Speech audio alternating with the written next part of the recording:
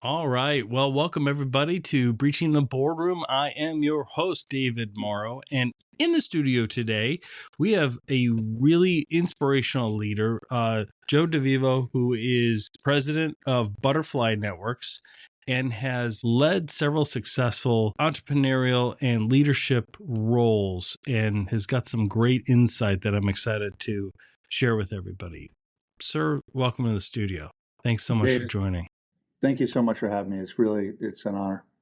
Well, no, we're excited about having you. So, tell us about Butterfly Networks. Tell us about your current role, and then we can back into how you got there right after that. Sure. So I'm the CEO of Butterfly. The Butterfly is a handheld ultrasound device. The vision is that every doctor, every nurse will have a device in their pocket, just as readily as they grab their stethoscope to listen inside. We're basically the stethoscope salespeople 40 years ago. When you had to convince someone, hey, you should Sure. probably listen to those heart sounds and you'll know what's going on. We are now showing that ultrasound doesn't have to be locked in a room inside a hospital. It can be in the pocket, to be wherever the patient is, anywhere in the world, to be able to do a diagnosis. And the company has very novel semiconductor technology that allows it to do most of what can be done with a big machine in a small device in your pocket. And so it's been a real fun ride. It's a very innovative company, and I look forward to telling you more about it. Yeah. Well, it really sounds like very logical too. Like it sounds as we develop technologies, right, and over time, things get smaller, they get more practical. And at first there's resistance because, it's entrenched, right? The people Mhm. that sell the big machines and they have a dedicated room and everything else. But this to me is empowering for physicians and a better patient experience, it sounds also. What's really cool about it is, anytime we've seen digital disrupt analog, or when digital is Yep. equivalent to analog, digital wins because digital has all these other fungible benefits and intelligent benefits. We saw in the late 90s, Kodak, 80% market share in film. They were the first one to launch a digital camera. I love talking about that story because Yeah. it was really interesting because they had the engineer who had developed digital photography and he was like, we can do this, we can address this. And they were like, why? This quarter we're going to make so much from our film, right? And from the paper development. Why would we do that? It's going really well. Right. Not seeing the mountain that they're about to crash into, So they launched right? their they launched their first digital camera in, I Yeah. think it was 95. And they shut the program down because it was a 1 megapixel image. So it wasn't equivalent to film and no one bought it. But Right. Fuji and Toshiba and Canon and other great imaging companies said, no, actually, this is a great idea. You just have to stick with the semiconductor and you have to continue to innovate. And what do we get? It 3 megapixel drama. image. We had 5 megapixel images, 7 megapixel images. In 2003, the digital camera sold more than film, and the rest is history. That's Hmm. what Butterfly is doing. Butterfly is a digital semiconductor and MEMS based technology. And we're now on our third generation. And our third generation is Okay. so good now that, like, we didn't give up after the first generation. People thought Right. it was like a wellness device. Oh, it's cool, you can see with this, but I'm not going to take it seriously. And then our second Right. generation chip came out, and now it sold a lot. But hospitals were like, I don't know if I'm going to use it inside the hospital. It's great for doctors and in the field. Our third generation has come out now, and we're as good as anybody. And man, when our fourth generation comes out in a couple of years, it's going to turn the industry on its head. Yeah. And it's tied directly to the reporting and the other equipment, right? So even Right. though they are mobile and they're moving around the office or moving around the hospital, the scans that they do are tied directly, all secure through EPHI. All of that is all encased, right? In whatever medical system that hospital or that practice is using, right? Point click care, Cerner, whatever it is, right? Epic, whatever it is, right? So if you're an individual doctor and you buy one online, Yeah. and you're not affiliated to that health system, we still have you because we have your back, where we can collect the data. Everything is cloud oriented. All your images are saved. And then any data that you collect, we have it for you for your reference from Butterfly. If you're a part of a health system and they purchase it, we have a middleware that connects to all of those business and medicine platforms, the EHR, the revenue cycle management, the PACS. So yes, and that's what's really cool about Butterfly too, is just like your iPhone, you buy a car, you drive it off the lot, it's just depreciated that day. But, you have something that, whether it's now your Tesla, we'll see what those resale values are, because the They're Tesla is still getting, holding. They're still yeah, holding pretty well. So because the car gets smarter because yeah, it's connected and the software is constantly updated, just like your iPhone. Well, so is Butterfly.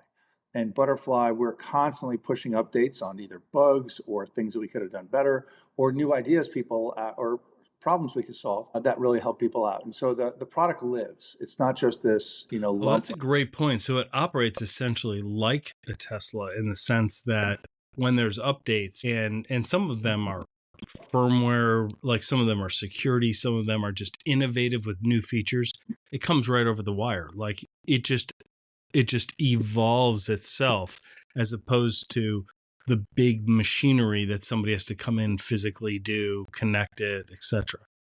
We have over 100,000 devices in the world. And Wow. those 100,000 devices, we have about 25 million images sitting in our cloud. And that's growing between 20 and 30,000 images a day. Oh yeah. We know where everyone is. We know what type of scan they're doing. We collect their data for them. And then that helps us. Actually, now we have this wonderful data set that we can drive AI through, because it's all anonymized data where we've been very sure to make sure that we can't correlate it to a particular patient.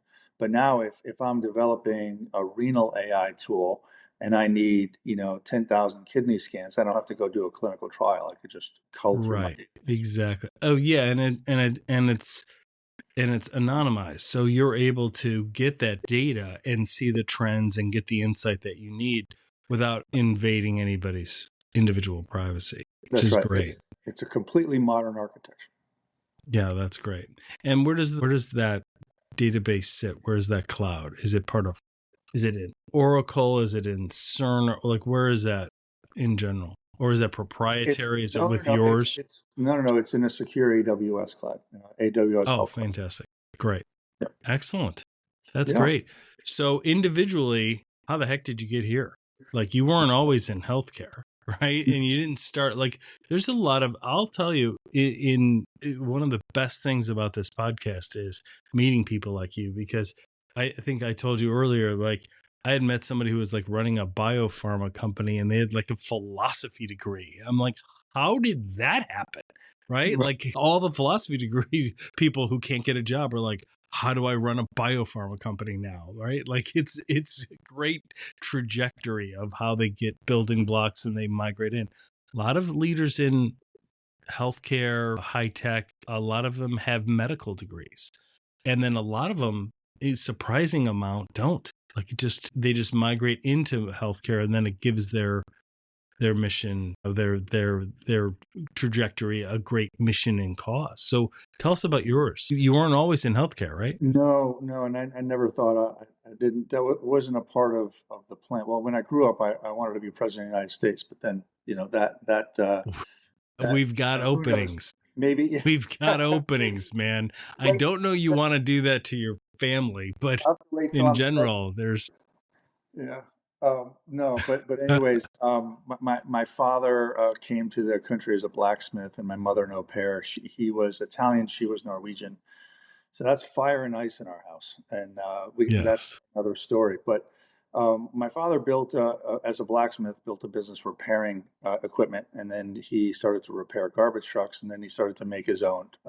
He worked for someone, and then that person went out of business. He bought it, and so I was an only child. So we had four chairs at the table: my mom, my dad, myself, and the business, and we lived that business every single day.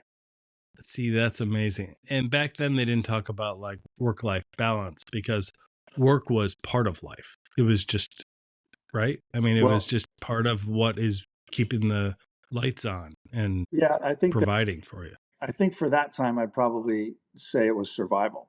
You know, Mm-hmm. it's probably one of the things that I find as an advantage that I have over the average corporate America person, which is there were many times when, our company, my father never believed in laying off his people in the plant because he felt he needed momentum. And so he'd build through the winter when there was no sales. And we'd stock up this massive inventory outside. We'd have these big interest payments to the bank. And then when that damn groundhog, would predict another 6 weeks of winter, we'd want to kill that rodent because that meant we're not going to be able to sell out. But there were times when we worried about losing the business. There was times when we didn't think we can make it, economic upturn, downturns and whatnot, all different types of normal drama. So when you're working for a company, it's like, oh, I don't like it here, I'm just going to work for another company. But when it's your money outside rusting in inventory with these, big garbage cans that are outside or whatnot, it's a different set of fear. Being an entrepreneur takes a very special person, especially when it's your money on the line. When you can be like, oh, I'm working for investors, you can feign care all you want, but until you have your own skin in the game. And so having that sense of urgency, having that sense of fear, or that sense, let's call it positive, it's just a sense of urgency and a sense of literal commitment to that mission. It is a competitive advantage. So absolutely, because there's, to me, that's the definition of grit. Like that's right. that is the definition of grit. It is whatever it takes, it'll get done. And That's there's no equivocation in it. It is just something that is driven. Yeah. I lived that to a certain degree. With my dad came from poverty and built up a trophy and awards business with his mom and employed 20 people. And during economic hard times, didn't lay off people. Everybody took pay cuts. Everybody did that. And that was back in the day when they didn't manage by going, well, a spreadsheet, like, well, let's cut costs, let's cut people. It's like, no.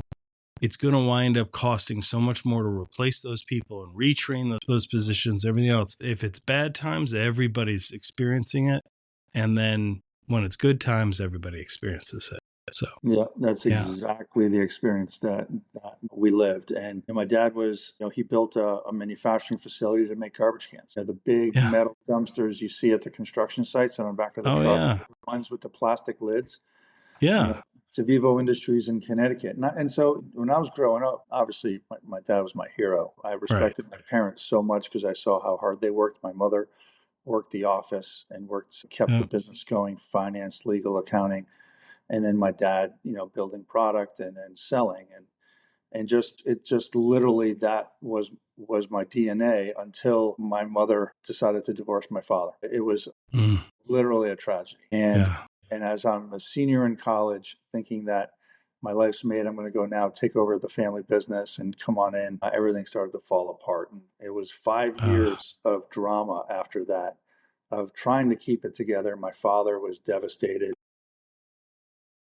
Joe, and it's not in. I know psychologists will probably chime in, but I realize that it's not in formidable years. Like it's not when you're 7 or 9, but wow, that is right when you are jumping in. That is right at the time when you're about to go full force into everything I've learned up until now. I'm going to dedicate myself to this, and then that happens. Yeah, and you're still, you're still a kid. I graduated college on May 8th, and on May 9th, I went to work. And again, that anxiety, that survival, that what am I doing? It's created a lot of metal. But it was also, it was certainly traumatic. But, we grew the business, actually. It was at a time when recycling started to hit. And so we were making all of these multiple containers with dividers and stuff, and we can charge more for them. And so we kind of survived and thrived. And then my father got remarried 5 years later, and he had a son coming. His whole clock and his whole perspective on the life changed because he went from looking to retire and have his son take over the business to he's got another 20 years ahead of him, and he's got to provide for his son. And I won't say that I was in the way, but I was in the way. Yeah. So, well, that's a deeply personal trajectory change then, right? Because it's not that your dad doesn't love you. It's that he just repositioned his whole life, right? A later in life child changes the entire world perspective. Yeah. And so meanwhile, you're like, all right, now I got to pivot. Like now I got to what do I do now? I had just gotten married. And I had my own child on the way. And my whole life, I thought was kind of mapped out. I saw Yeah. the next 50 years of my life, and it Sure. came to a screeching halt. But I do believe that God has a plan, and nothing. I don't really believe there's too many Hmm. coincidences. My next door neighbor was the founder of a great medical company, and that medical company is called U.S. Surgical. And his name is Leon Hirsch, and I knew him since I was 12 years old when he bought that property next to my parents. And so I went to a few people to help me during that transition, and I did get a job offer with Procter and Gamble to stock shelves at supermarkets, and another company that was a warehouse kind of middleman that would, you'd sell storage space to companies and whatnot. But it just didn't feel right. And then I went to Mr. Hirsch, and he changed my life. So what did you transition over to? Was that medical sales? So again, in one of those moments, he asked me, I sat with him, and he knew my parents and loved them very much and was sad, and knew the whole story. My mother's Norwegian. His wife at the time was Norwegian, and they were very close. And he asked me, so what'd you do for your dad? And I said, oh, well, I used to purchase steel. I used to schedule production. I used to, help, with the office. I used to, work out in the plant. And I'm trying to impress him, right? Because I'm trying to Right. show him, hey, man, I can do anything. And But he was listening for one thing, I bet. it just wasn't flying, Dave. And so he looked at me and he goes, he's a little Jewish guy. Joey, tell me the one thing you did best for your father, he says. And thank God I answered it this way, because if I didn't, I think my life would have been much different. I said, Mr. Hirsch, the best thing I did was sell, and literally goes, okay. And he puts his hand on the thing. He stands up on the chair, and he stands up, and he walks me downstairs to the VP of Sales, Charlie Johnson, and he says, "Hey, Charlie, see if you can find Joey a territory." And it was just like that. Now I thought that was the greatest gesture in the world. What I learned, and it is, and it was, but what I learned is U.S. Surgical had an incredibly rigorous sales training program. One which, if you go through training, there are people who fail. It's designed to put so much pressure on you, because you're going to be in the operating room with a doctor, instructing them, or either observing in that environment, which is sacred, or instructing them and helping back them up when they're using a new technology. And so if you can't handle that pressure, and then if also Right. you can't execute, then you shouldn't have the job. And so they were hiring people who were salesmen from different industries. They loved to hire copier salesmen. They loved to hire people from distribution and whatnot. So while he gave me a shot, he knew that if I couldn't do it, if I couldn't Right. get through Wouldn't that have made hurdle, it.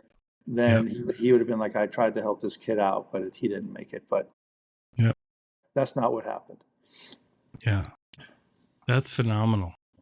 So, and then as you've gone through, how did you become involved with Butterfly? Was it through your trajectory of medical sales and working on businesses? Walk us through that.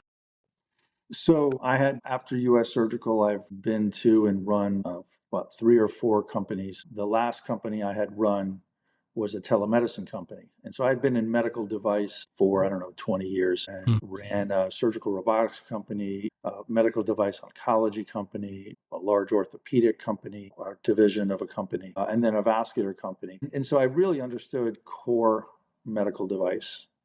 What was fascinating about the last company before Butterfly, it was called InTouch Health, and it was telemedicine, and it used robotics, it used cloud, it had its own secure private cloud, it had software, and it had this networking capability that was very unique. And so I in 2016, I had the pleasure to join Dr. Yulin Wong, who was a founder of surgical robotics as well as inpatient telemedicine.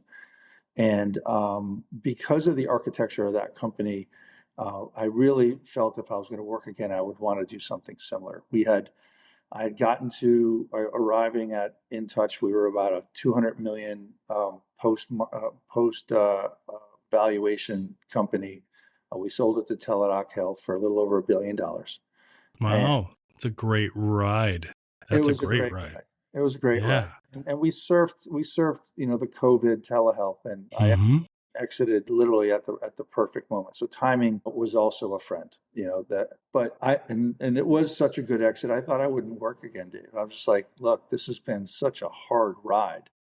Right. It's going to take some time off. And so I spent a year and a half transitioning the business into Teladoc, and then decided to basically retire. Now, everyone looked at me like, you're not retiring.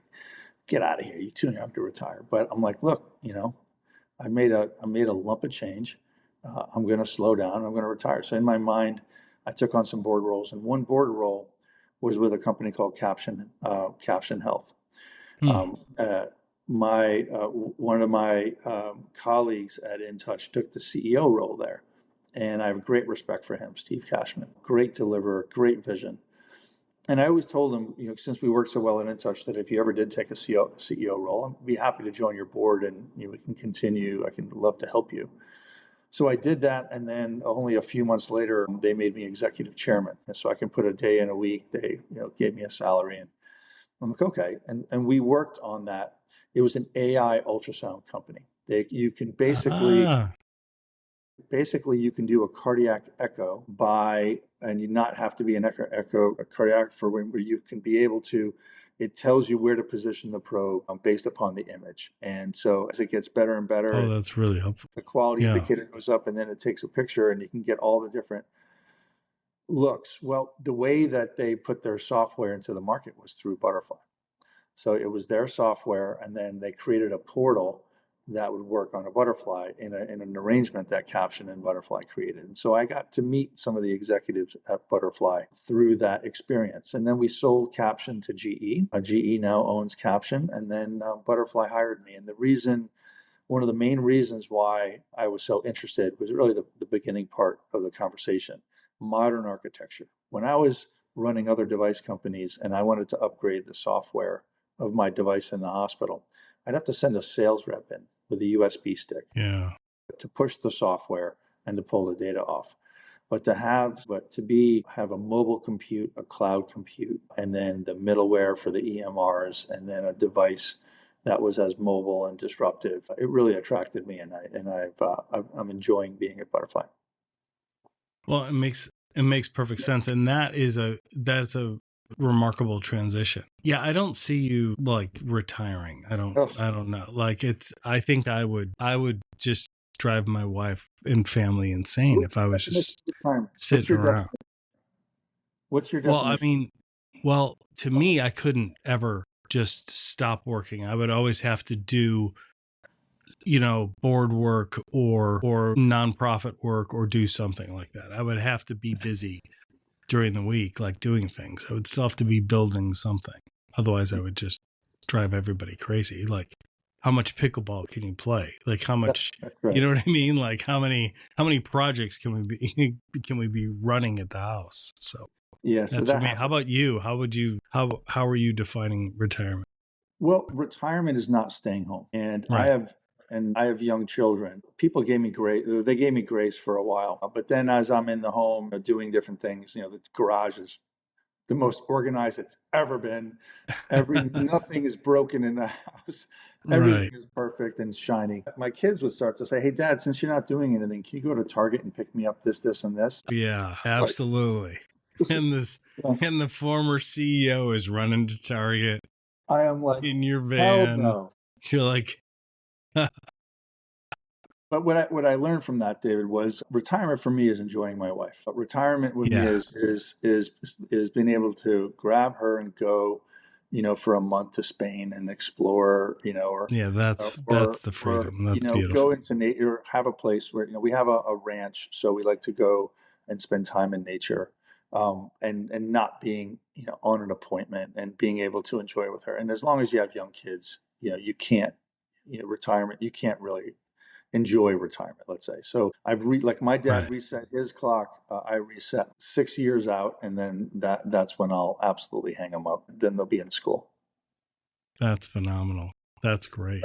So, as you've gone through these different roles, what makes a good leader? Like, what is it? Because leadership, would you agree with me? Leadership can be learned, right? Leadership skills can be learned, and mentorship is clearly important.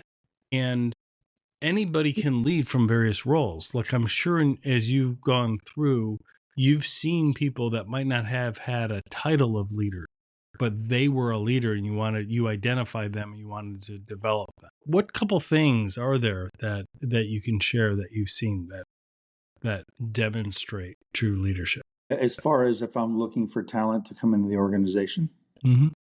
So first of all, the thing that I always look for is how committed is the person. And it's hard to interview for that. But when I'm coming into, a turnaround, for example, and I'm trying to identify who am I going to run with here and who am I not going to. The ones who are very focused on defining what their role is and what it's not. Anyone who's got a narrowly defined role.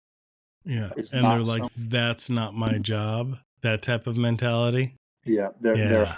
That's they're a huge red flag. a huge red flag. It's a huge red flag. Yeah. And the ones who are the ones who are staying late, coming early, or you can see are emotionally committed to the work. And I don't care where, what their background is, where they went to school, what they did this, all those things are important, and I don't want to turn those down. But there are a subset of people who demonstrate a level of commitment, a level of practical knowledge of the business, a desire to solve problems that are, whether it's in their job or whether it's not. People who are curious, ones that aren't just like, I don't know, that's that person, but someone who's always asking questions, trying to figure out what's next and what the right thing to do is. I think all of those things are very, very important. So, and of course, integrity. Trust is such an important part of the business. And so I'll always run with someone. They don't have to be sophisticated or too elegant. They don't have to present this cookie cutter image. They just have to have passion. They have to care about the business. They have to be curious. You have to be able to trust them. They have to have a work ethic that's above and beyond what is in a job description. And I mean, 100%. look, Yeah. job descriptions are out there to protect people. I'm not saying that you want someone to be disruptive and get it out of their swim lanes and whatnot. But there's a difference. There is a difference. And I think good leaders have a passion for what they can do. They have the ability to communicate. They have the ability to create a vision. They're very transparent. I think they have to have great listening skills, and they have to be trusted. And trust is enormous. And when trust is not there on both sides of the ledger, whether it's the employee or the leader, then you just let a lot of things in that cost a lot of money to get out. Absolutely.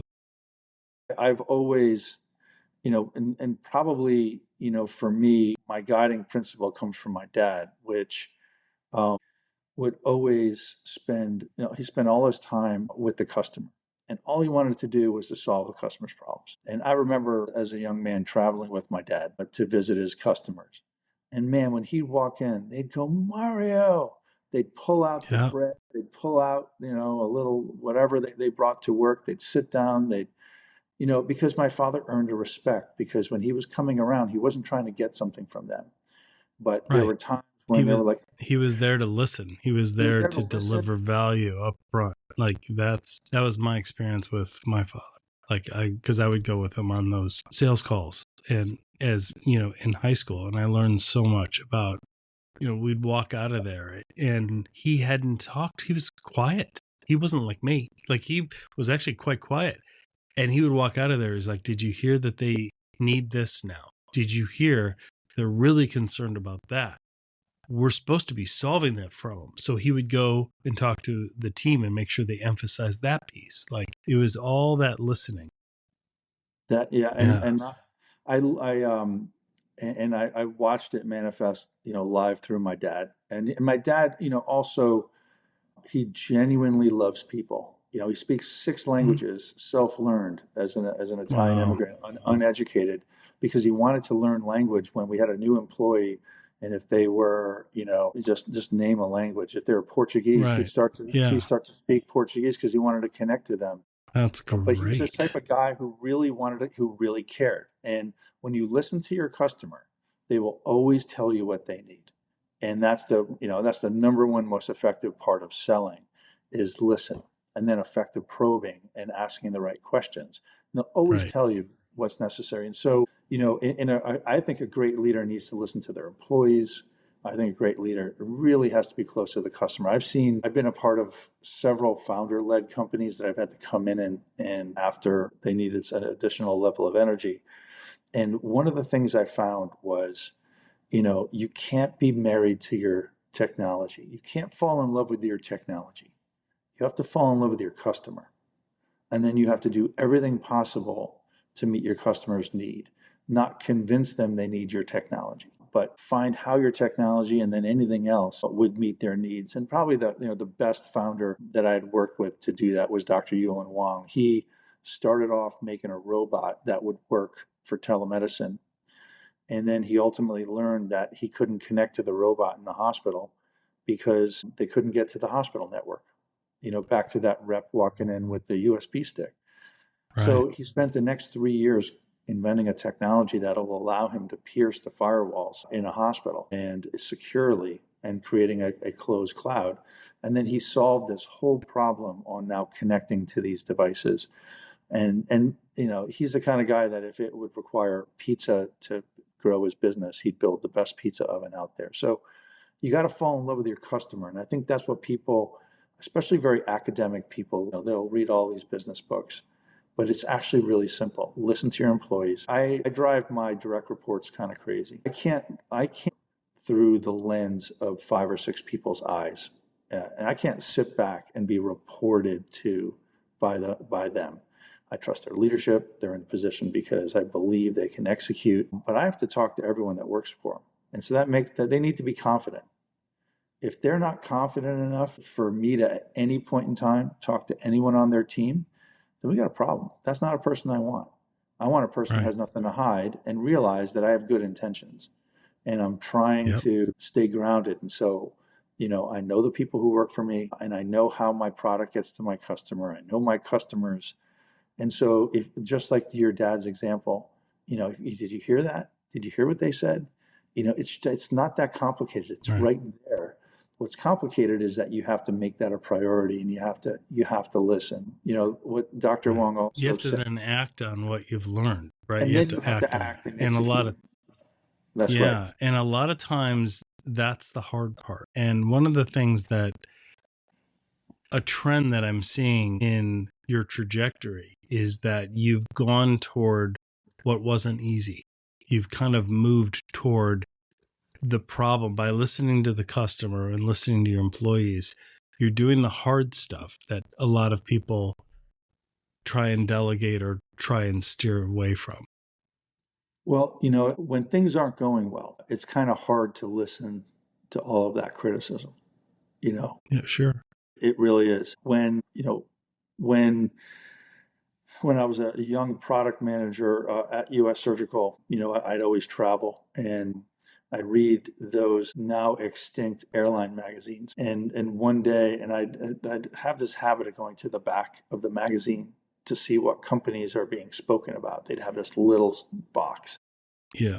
And I saw this article, it had my company, US Surgical's never in this magazine. And so I went to the article and it was like, here are the 5 or 10, things you can do to have a better career. And I kind of am scanning through the article trying to find the US Surgical and I never found it. But the number 2 thing I saw that really hit me was take on the problem that no one else wants. Take on the problem that no one else wants. If there's a disaster part of your business, if there is a manufacturing issue or there's a product that's having a major challenge, the article had said, don't be afraid of taking on that challenge that no one else wants. Take it on and fix it. And if you can prove you can fix it, then you've now distinguished yourselves that you have courage, you have commitment, and the ability to solve problems. That's the very definition of grit in my mind. Like when you think about that X factor or that grit, like somebody that is not taking the easy path and finding the problem that nobody else wants and then demonstrating a good faith effort in it and has a solution. It might not be perfect, might not answer it long term, but it's something, and it's something we can hang our hats on for now, right? Like that took bravery. That's really good. Well, and again, they should bring those magazines back. They're inspiring our future leaders. Well, That's the lesson I've heard. That's right. Or, I'm sure it's being written, distributed someplace else, but you're right. I mean, it was just an amazing thing because it was like a week later. I was on a flight with my manager I had this one part of the business that was absolutely in complete chaos. And I remember that article and I know the business.